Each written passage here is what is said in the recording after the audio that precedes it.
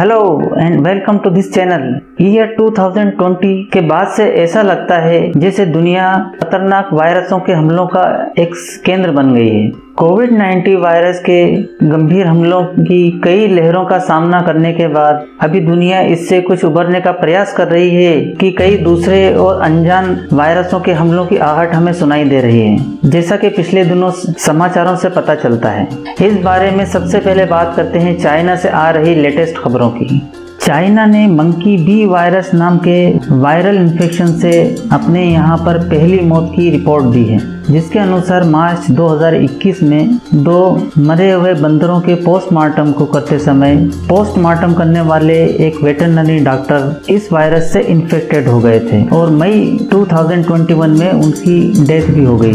ये monkey B virus, जिसे B virus भी कहा जाता है, पहली बार 1932 में खोजा गया था। ये बहुत ही रेयर इन्फेक्शन है जो मनुष्यों में गंभीर इन्फेक्शन का कारण बनता है। इसे आमतौर पर हर्पीस बी, हर्पीस वायरस सिमिया और हर्पीस वायरस बी भी कहा जाता है। ये वायरस मैकॉक, चिंपैंजी और कैपुचिन बंदरों से फैलता है। Centre for disease control and prevention के अनुसार 1932 से अब तक इस वायरस ने 50 से ज्यादा लोगों को इन्फेक्टेड किया है, जिनमें से 21 लोगों की मौत हो गई है। ये वायरस आमतौर पर बंदरों के सीधे संपर्क में आने पर टिश्यू और फ्लूइड्स के माध्यम से फैलता है।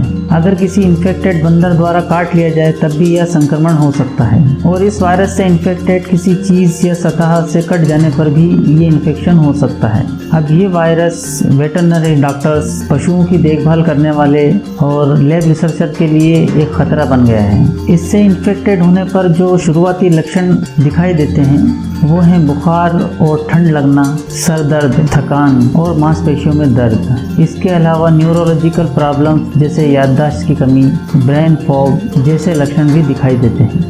सबसे खतरनाक बात यह है कि इस वायरस के अगेंस्ट में अभी तक कोई वैक्सीन उपलब्ध नहीं है और एक्सपर्ट्स फ्लू थेरेपी को इसका एकमात्र इलाज बताते हैं। अगली रिपोर्ट इंग्लैंड से आ रही है, तो अब इंग्लैंड की ओर बढ़ते हैं।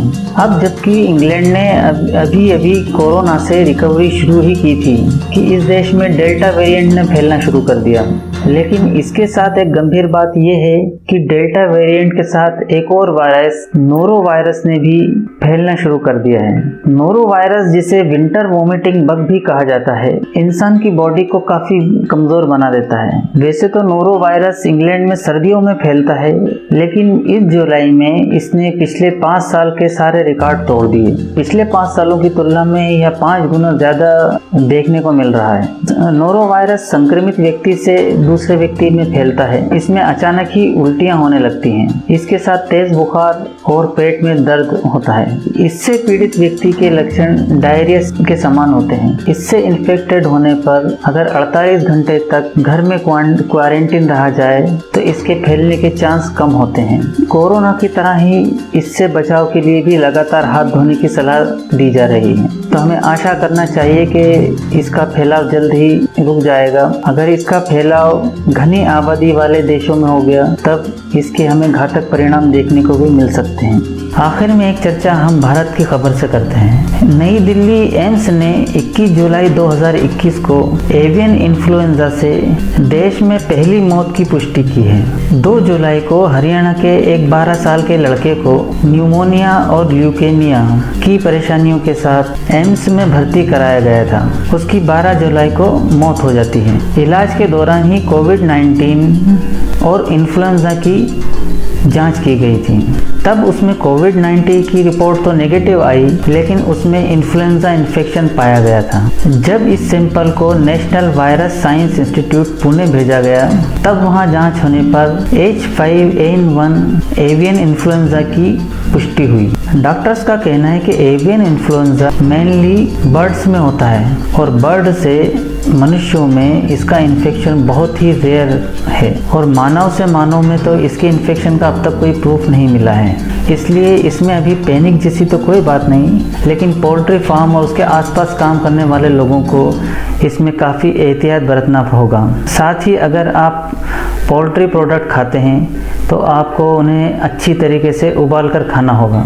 इससे बचाव का सबसे अच्छा तरीका यही है कि इससे संक्रमित पक्षियों को मनुष्य के संपर्क में न आने दिया जाए। वर्ल्ड हेल्थ ऑर्गेनाइजेशन के अनुसार H1N1 इन्फेक्शन के लगभग सभी मामले संक्रमित पक्षियों के निकट संपर्क से जुड़े हैं। वैसे विशेषज्ञों के मुताबिक ये वायरस मनुष्यों को आसानी से संक्रमित नहीं करता है और एक व्यक्ति से दूसरे व्यक्ति में संक्रमण बहुत ही ज़्यादा रेयर है, लेकिन अगर इससे इन्फेक्शन हो जाए तब मृत्यु दर 60% होती है। तो अभी अभी कोरोना की गंभीर लहरों से निकले हम लोगों को कोरोना के साथ साथ इन आने वाले संभावित वायरसों से सुरक्षा के लिए भी सावधानी रखने की सख्त ज़रूरत है। आशा है आपको ये जानकारी अच्छी लगी होगी। Thanks for watching.